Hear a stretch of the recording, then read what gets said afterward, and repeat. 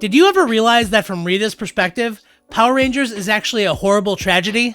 So, when Rita's mom was pregnant, Dark Spectre corrupted her super nice dad into Master Vile, so she basically spent her entire childhood in hiding with her mom and the Phantom Ranger, only to get kidnapped by her dad anyway, and was then brainwashed into being an evil conqueror.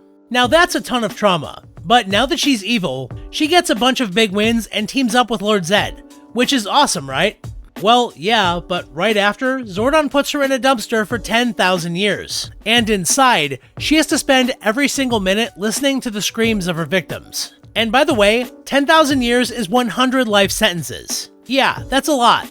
But then she's freed, and Zordon picks a team of kids to stop her. Which seems like a cakewalk, but then she's beaten down hundreds of times. And when your former boss Zed finally shows up to help, he puts her back in the dumpster, and she's ultimately forced to marry him just to keep her freedom. And the worst part is, together, they just lose even more, and eventually have to flee and abandon their home to the Machine Empire. So now, she's got like 200 defeats, just failure after failure. But she finally teams up with the Alliance of Evil, and they launch an invasion to take over the galaxy. Her first and only real win is right there. But Zordon sacrifices himself and makes her and Zed good. And like, even though she didn't get the win, this is still a good ending, right? Because she's free now. Except for the fact that she gets resurrected years later and is put inside of Alpha's body. Her human consciousness is trapped inside a robotic shell, with no sensation and no feeling.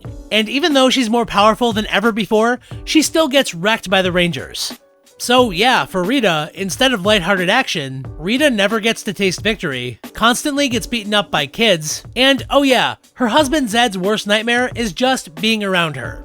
I know Power Rangers is made for kids, but that's really dark.